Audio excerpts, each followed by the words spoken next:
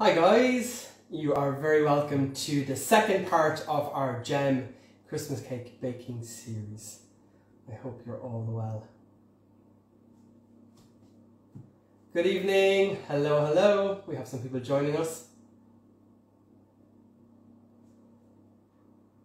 Amazing. How are we all today? If you could do me a little favour guys and let me know that you can hear me a-okay, that would be ideal. The fear of chatting to myself and having nobody else listening. If you could give me a little thumbs up, that would be amazing, please and thank you. Just so you know you can hear me nice and clearly. I see a heart anyways, that's a good sign. Loads of familiar faces coming in, that's what I like to see. Hi guys, good evening. Marion, I got a little heart there. I hope that's an Aggie there. Hi Aggie, loud and clear. Amazing guys, thank you so much. I really appreciate that. How are we all today? I hope that you're keeping well. So for those just joining in, and for those, thank you Sarah, for those who are watching this on the playback, this is the second part in our Make Your Own Christmas Cake series.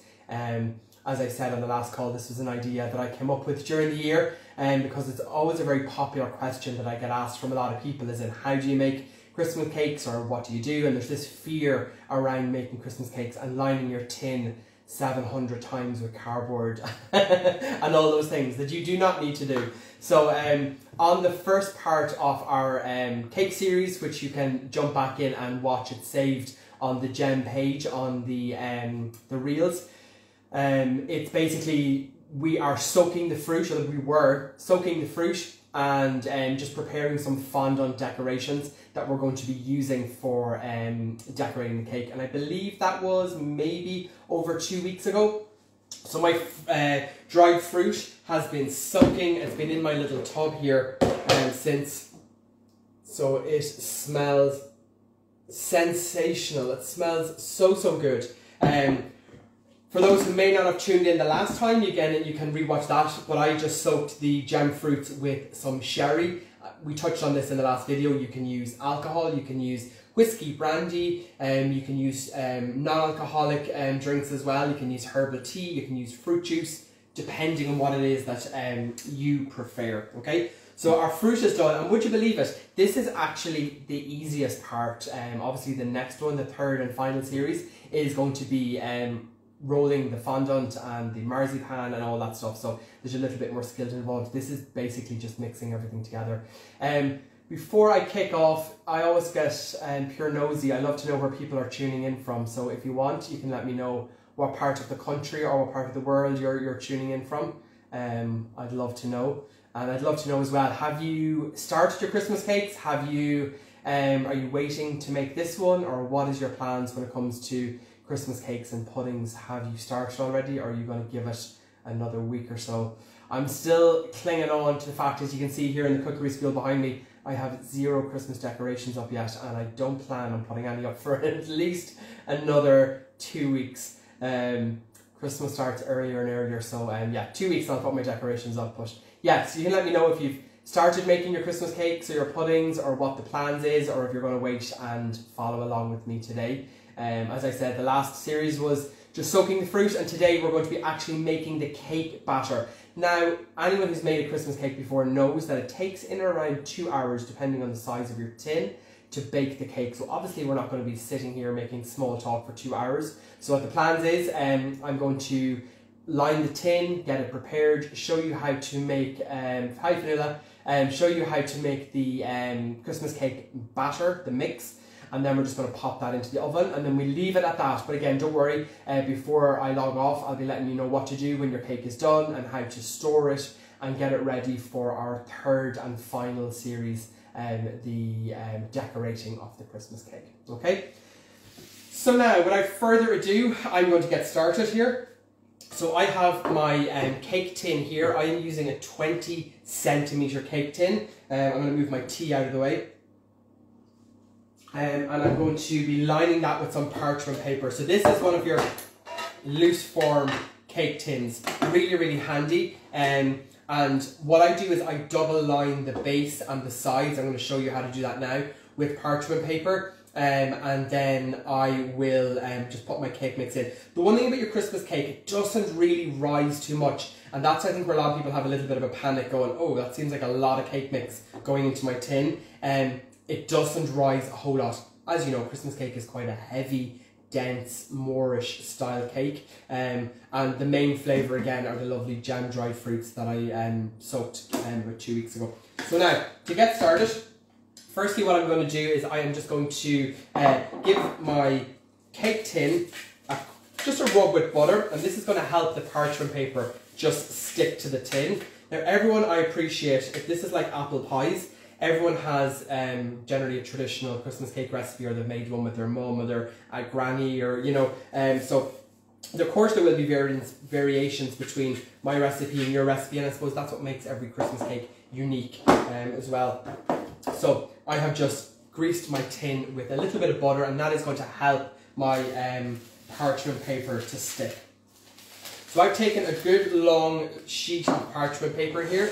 Guys, again, if you have any questions whatsoever, please just pop them into the question box below. I'll keep an eye on them here. So I obviously, when I was rolling out my parchment paper, I just made sure that it was long enough to go, hi Sandra, to go around the tin, okay? So as you can see, this is a double layer.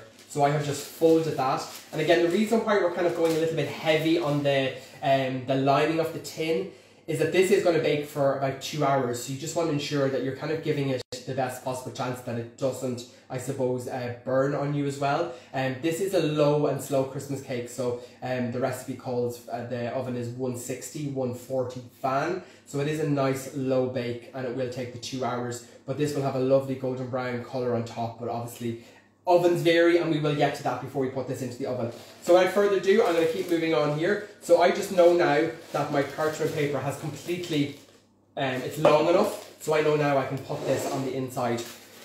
So to ensure that this sits flat on the base, I'm going to be cutting little strips into the parchment paper. And this is going to let the parchment paper just sit flat on the tin. So just, again, no specific amount or random order.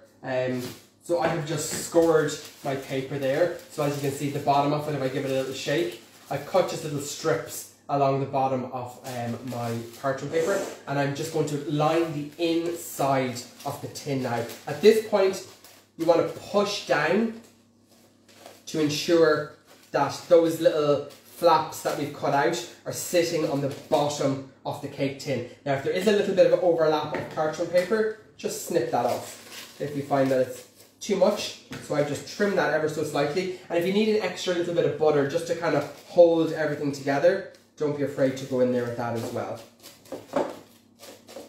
So now, as you can see, I have just lined my tin there. Again, I'm just going to push this down just to ensure that it's nice and even all the way around my tin, because again, this will protect my cake as it's baking in the oven. Okay, next up, I'm going to put 2 layers of paper on the bottom, and again, double layering it just to help it stop it from taking on too much colour as it bakes.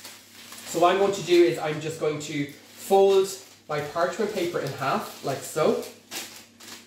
I'm going to do this for the second one as well. So I've just folded that in half, and this is going to be the disc that we're putting on the bottom. So fold it in half. Always keep the folded side, your hand on it here, so you know this is the side that you're not going to cut. And then we're just going to be folding that into a triangle. So we've just folded it in half, half again, triangle. And what we're going to be doing is just measuring this into the centre of the cake, which is the centre of the tin, which should be that much there. Hi guys. And then we have a nice disc there as well, okay? So now I'm just going to give this a little brush with butter, just to help it again stick to the bottom of the tin, just like so. And I'm going to repeat that one more time, just so we're getting a double layer of paper, okay? So again, folding that in half. And then on the folded edge, Just going to fold that in half again. I'm just going to make a little triangle just like so. And again, measure from the center of the tin to the outer part of your tin and cut it, and that will give you a nice little disc like so. Again, just going to give this a light brush with butter, just like so. And I'm going to pop that down again into my tin. So that is a well-lined tin there. So again, I'm just going to hit that with a little bit of butter, just so it holds. There, I don't need to tape it, I don't need to hold it with anything. Some people put clips and little things, you can do if you want, but I veer away from that because I'm always afraid that something will fall into the cake. So that is my tin lined, double lined with parchment paper on the sides and the bottom. And again, relatively easy. So I'm just going to set this aside just for 1 minute, and I'm going to start on the actual cake mix itself. Now you can do this by hand, 100%, and that's not a problem. Just my claw over here. But it just will take an extra little bit of elbow grease as well. So I have my Kenwood mixer here, and I'm just going to use that today instead. It's very fast. But as I said, if you don't have a stand mixer and you only have a hand mixer, you can start these early stages off with the hand mixer, or even a spatula or a wooden spoon. It just takes that a little bit longer, but it 100% is a-okay. So in here, I'm going to be putting in my room temperature butter. For anyone who's looking for this recipe that I'm making today, I believe that it is already up on the Gem website. So if you are recreating this cake along with me, just pop on over to the Gem website and you can check it all out there. There's all the recipes, folders and all of that. There's tons of recipe content over there that I've created this year. So with the butter here, again, room temperature. So as you can see there, as I'm just pushing that with my spatula, that is going into my bowl, like so. Next up is I am using, you can use either the Gem Dark, do I have the bag there? I do. This is the soft dark brown sugar. Or also you can use, which is really, really nice, I have one that's opened on here, is the dark Muscovado sugar.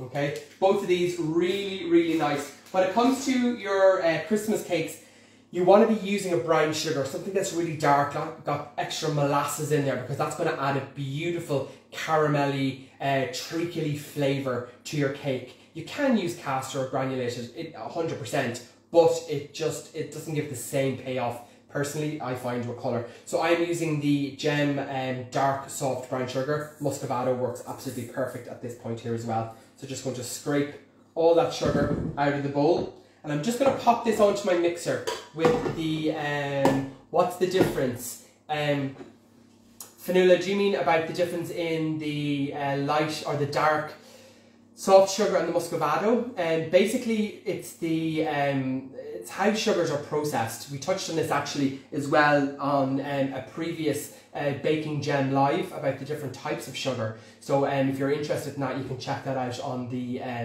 Gem page as well. But just to give you a recap, I suppose the castor sugars, granulated sugars, the kind of white sugars are heavily, they're processed. So the brown sugars are refined sugars, so or not refined. So there's more molasses in there, more of that natural molasses in the sugar. So they're not processed as much. So you're getting a different flavour payoff. And obviously, the more the sugar is refined, the paler it gets as well. And it's down to depending on the bake that you're making, so whether it's something that calls for icing sugar or something that calls for granulated or castor, but whenever you go down to the territories of brown sugars, you're really getting a different flavour from your brown sugar. As I said, with the natural molasses that's in there as well, you're getting more of a caramel undertone, and it also helps with the colour of your bake. If you use a nice dark soft sugar in here, or a demerara or a muscovado, the colour of your cake will be darker as well, which is kind of what you want when it comes to a Christmas cake or a kind of fruit cake like this. As I said, you can use a castor or a granulated if you've got nothing else, but I would recommend using a brown sugar if possible. Okay, so now I'm just putting this on here, and I'm just going to be mixing this just for about a minute or so. And while that is mixing and creaming together, I'm just going to crack my 4 eggs. Okay. As I said, if you are, you're more than welcome. And if you are looking for the recipe, head on over to the Gem website and the recipe's over there. Obviously you can revert back to this video and see how I make it, but the full recipe is there for you guys. So I'm cracking my 4 eggs into my bowl here. Shells not appreciated, so you can get rid of any little shells that pop in there. I'm just going to turn this up just for a couple of seconds, so it might be a little bit noisy, so just bear with me just for about a minute or so.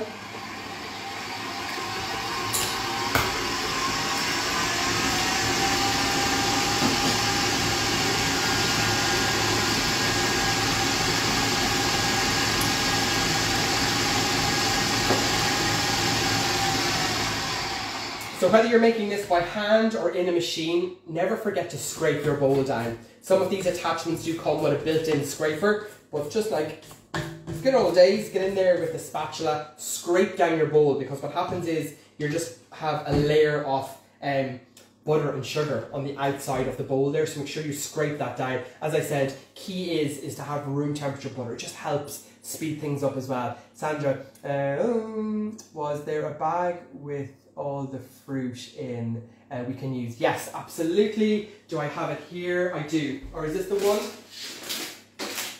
No, this is the Christmas pudding mix that I have here. This is your pudding mix, but there is a Christmas cake mix as well, the Gem mix, and I believe it's red on the sides. So yeah, this is the pudding mix that I have here, but you can, basically it's the same style of bag that you're looking for, and the recipe that I've used for this cake is just using the full amount of one of those bags. So if you're not making like 1 or 2 cakes, or you're not planning on using too much dried fruit, buying one of those bags with the exact amount of fruit that's mixed in there with the raisins and cherries and all of those delicious dried fruits, you can just open the bag, soak it, and that makes one delicious Christmas cake. So again, if you're just kind of a little bit more sustainable and you don't want to be buying loads of stuff that you know that's going to sit in the press for a couple of months, buying one of those bags is ideal. And again, this recipe is based on one of those bags. And again, that is the Gem Christmas Cake dried fruit mix. Again, in Tesco or any of the larger suppliers, if you go over the supermarkets, go to the baking section and you'll find them over there, okay? So again, I just scraped down my bowl here, and now I'm just going to give it one more mix, and I'm going to start slowly adding in my eggs one at a time without spilling it on the table like I just did there a little bit. So I'm going to give that a mix through, and I'm going to be adding in a dash of vanilla. Now at this point here, this is completely up to yourself, whether you want to use a vanilla extract, a vanilla essence, that's your call. Obviously this is a vanilla extract, it's more expensive. This bottle here is about €7 I believe, but you don't need that much. It's only a light amount of, or a small amount of the vanilla that you need. The essence you need a little bit more, but it is cheaper, okay? So I'm just going to be adding in a splash of vanilla in there. And again, that's just to give a lovely underlying flavour as well. So set that to one side. And I'm just going to turn this up. I'm going to be adding in my eggs gradually, one by one.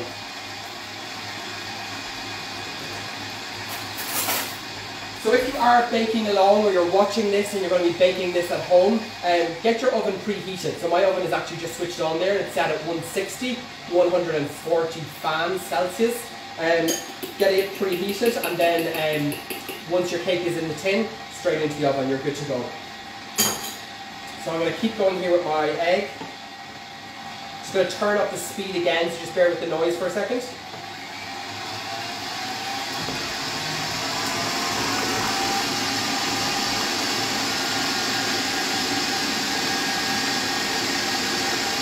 And I'm going to give my bowl a quick scrape down. Again, just ensuring we're getting all of that delicious sugar and butter and vanilla mixture there. And again, hitting the bottom of the bowl. Again, depending what mixer you have, sometimes the paddle attachments just don't hit the base of the bowl fully. Just to scrape it down as well. And just as well, Sandra, on that, if you're looking for the Gem Christmas mix that I was talking about, if you just jump back on and watch the episode 1 that's linked here, I have the bag there and I show it 2 or 3 times, and at least that way you'll know what it looks like. Shane, wouldn't it just be a lot easier if you came around to mine and made the cake? Do you know what? That's what I need to start doing. I need to start getting a little push bike and just go around baking cakes for people. Wouldn't that be the dream? A lot easier, wouldn't it? So I'm going to finish off here by adding in the last little bit of egg. So again, just to recap in here was what you have here. What stand mixer is that? This is the Kenwood K-Mix. So this is my right hand. As you can see it there, it's the little white one. The controls are on this side here. Really, really sturdy machine. Absolutely love it. I make the majority of my bakes in there as well. Great. Thanks, I look back. Yeah, Sandra, yeah, on the, I think it's 2 reels back is the first class on this, and you'll see the bag that I've used there. It's very similar to the Gem Christmas pudding bag, it's just a different colour. So this is all mixed in. I'm going to get back to this now. I'm just going to be adding in my remaining ingredients. So that's kind of like the wet ingredients added in. And you know what, I'm going to actually, I think, finish this by hand. But yeah, this little Kenwood K-Mix is such a sturdy machine. I love it. So in here now, I'm going to be adding in my remaining ingredients. We're good. I just see someone was trying to request to come and join me to help me bake. Do I have my little sieve? It's in the back here. I'm just going to start adding in my dry ingredients. So in here I have my Gem plain flour. We're just going to give that a little sieve in. I always sieve my flour in. It's a good habit, a good routine to get into when you're baking. Just in case your flour's been sitting a little while on the press or on the shelf, it just kind of aerates it as well. I know this isn't going to be a super light cake, but it will help just kind of get a little bit of extra air in there. I have in here is a mixture of, obviously, I have the pink K-Mix on Santa's list. Do you know what? Every colour under the rainbow, Aggie, they're just so nice. There's a new pastel range out as well. They're absolutely amazing. The Kenwoods we're talking about there. So in here is my spice mix. So again, someone had, I suppose they were a little bit weary the last class that I done that they didn't like clove. You don't have to add in clove to this. Use the spices that you like. Live Christmas cake, yum, absolutely. So I have used some mixed spice. I have some cinnamon, I have some clove in here, and obviously I have my baking powder as well. So I'm just going to be sieving that in. That's my dry ingredients gone in there. And then just going to give that a quick mix around. To that I'm going to be adding in my Gem ground almonds. Almonds all in. And my Gem flaked almonds. Flaked almonds, again, they just add, what I love about this is when you cut your cake, you see the nice pieces of almonds and stuff in there. It's actually really, really lovely.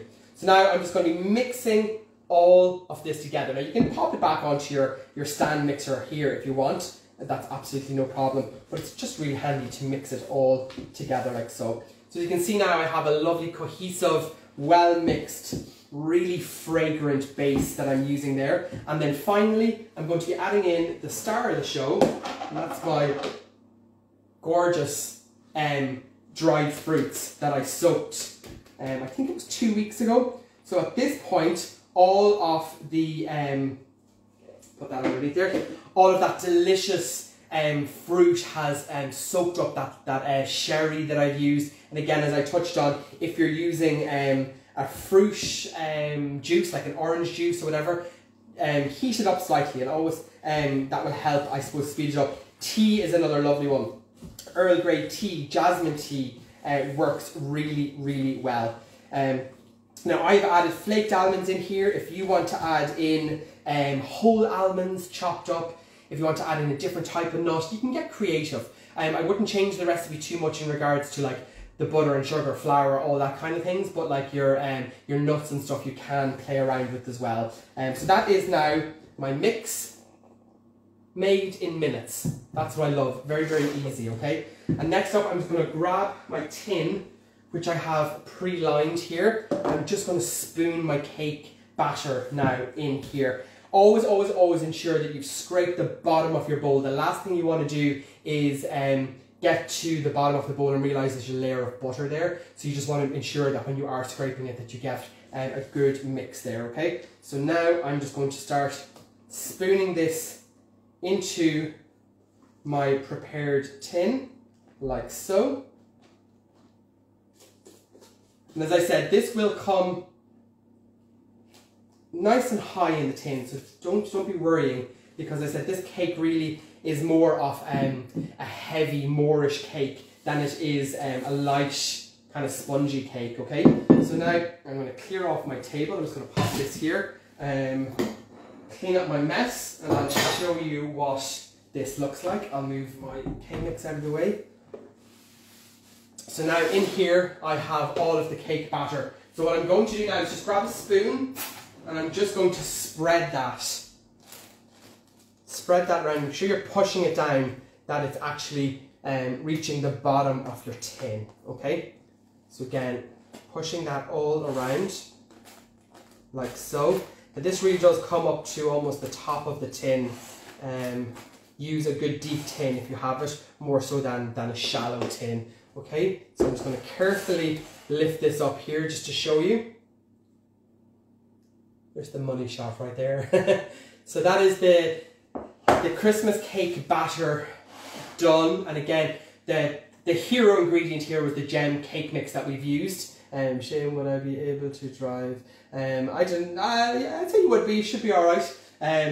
So basically I filled up the tin then with the cake mix, and that goes into my preheated oven. Now this is where people like to double wrap the outside of the cake tin with parchment paper. Some people like to put cardboard, tie it with a string, and that is to stop the cake from burning. Because you cook it for such a long time, it takes on quite a bit of colour. Now I personally, this is my third cake that I've made this year so far, in the last few weeks, and I don't wrap the outside of my cake tin. And because my oven is set at, again, 160, 140 fan oven, over a 2-hour period, this gets a lovely dark golden brown colour. Now every oven varies, okay, and that is something that you need to be aware of. Your oven could run a little bit hotter, it could run a little bit cooler, so it's really hard for me to say it's going to take exactly 2 hours. You need to have a little look there, get a knife, test the centre of your cake after 2 hours, or even beforehand. If you think after like an hour and a half, an hour and 40 minutes,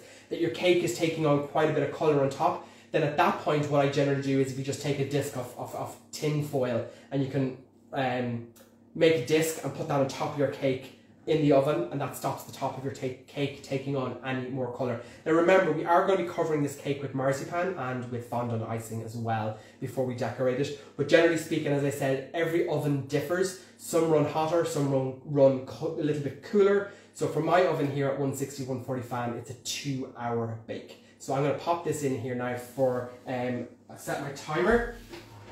The kitchen is going to smell sensational.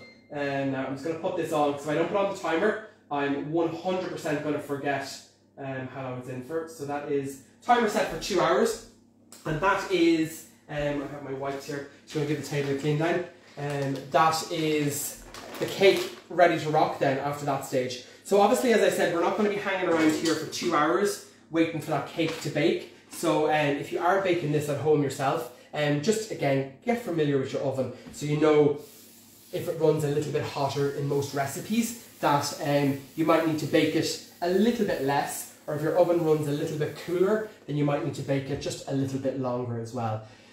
So at the point when the cake comes out of the oven, obviously skewer the centre of your cake to ensure that it is cooked in the middle. So if you put in a sharp knife, or I know Mum when we were kids always used a knitting needle in the centre, and you can test it that way, it's just to check that there's no raw dough in the centre of your cake, and if there is, then your cake is not cooked fully, so you need to leave it in a little bit longer. So again, test it until you insert a knife and it comes out clean, that there's no raw dough there, and then you let your cake cool down. So what I generally do is take it out of the oven and leave it sitting in the tin for maybe 5 minutes or so, just to allow it to rest when it comes out of the oven. And then what I like to do is then when the outside of the tin has cooled a little bit, because it's the freeform tin that I've used, I just pop the side and I take off the outer part of the tin, and then I pop the cake then on a wire rack and I let it cool completely, okay? So once your cake then is completely cooled, obviously if you're baking it in the morning, it'll be baked and cool by late afternoon, early evening. Always ensure your cake is fully cold before you wrap it up, because you don't want it to sweat, and that's what's going to happen with the cake if you wrap it up when it's still warm. So ensure that your cake is fully cold and then wrap it up. Some people like to put it in a biscuit tin, some people like to wrap it in parchment paper. So what I'm going to say to you is the next live that we're going to be doing is actually going to be decorating the cake, okay? So at that point we will have soaked the cake, we will have fed it with alcohol or tea or juice, whatever your preference is. So between now and then, what I would say to you is when you bake your cake, about once a week, you can just take some alcohol, and you can, I must say, you make baking so easy at this stage. Oh, okay. Practice makes perfect.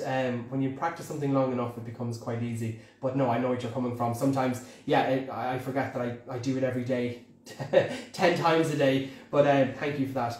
The cake, what I would say to you is you want to let your cake, once it's cold, you can take a little toothpick or a little skewer and poke your cake, and then you can spoon on whether it's whiskey or brandy or whatever your preference is. And what I would generally do is let my cake cool down, and then I'd leave it for a couple of days, and then I would spoon on some of my whiskey, some of my brandy, depending on what you're using, as I said, and then wrap it back up in your parchment paper and leave it somewhere cool. You don't want it somewhere warm or somewhere cold, just like a storage area or utility is 100%. And then just every week you can take it out and then just spoon a little bit of your alcohol over it, and that soaks in, and that obviously adds a lovely flavour to the cake then as well, and it also helps to preserve it if you are using alcohol.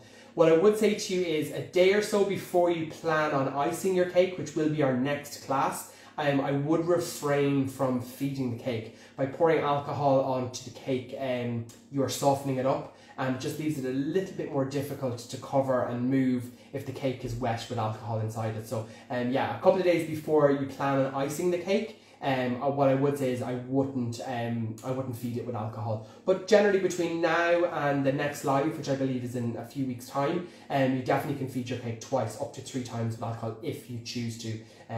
But yes, that is all. Again, to recap, we just lined our tin. We made our super tasty Christmas cake batter, our filling. Pop that into the tin, and that's going into the oven, and we'll be ready in 1 hour and 55 minutes. So if you are baking at home, you're watching this on playback, I hope you're getting on the best. If you have any questions whatsoever now, you can fire them into the little question box while I'm here. And if you are watching this at a later stage and you have any questions about anything that I've done this evening, please just pop it underneath. This is the one annoying thing with Instagram and these reels. All of your lovely comments and questions and stuff disappear once I post this live. So if you have any questions again that you want answered after this goes live, just comment underneath the video again, and either myself or some of the team over in Gem will get back to you and answer any queries that you may have. No questions coming in, so I take that as a good sign that everyone fully understands everything that we kind of went through today. And yeah, amazing. Thank you so much for tuning in. Jenny, thanks Shane, looking forward. Oh, Jenny, the decorating, I could eat marzipan out of the packet. It's one of my hidden talents, so I'm very much looking forward to the decorating as well. Marzipan for life. So basically, yeah, the next one we're going to be marzipan in the cake and then covering it with fondant, and then we've already made our little decorations, so I have them here underneath. I have my little bow, I have my little holly, I have some red leaves down there. So that is my decorations for the top of the cake. We're just going to be making a nice wreath on the top. It's the picture that you'll see on the grid, on Gem's grid. That's the cake that we're decorating. But again, if you've missed the first live that we've done, scoot back over to the reels. I think it's 2 or 3 reels over, and you can watch the making of the fondant decorations and soaking the fruit and all that good stuff. But again, guys, thank you so much for taking an hour or so out of your evening to join me. And the guys over at Gem and myself really appreciate it. If you have any questions, do pop them down below, and we will see you all very soon.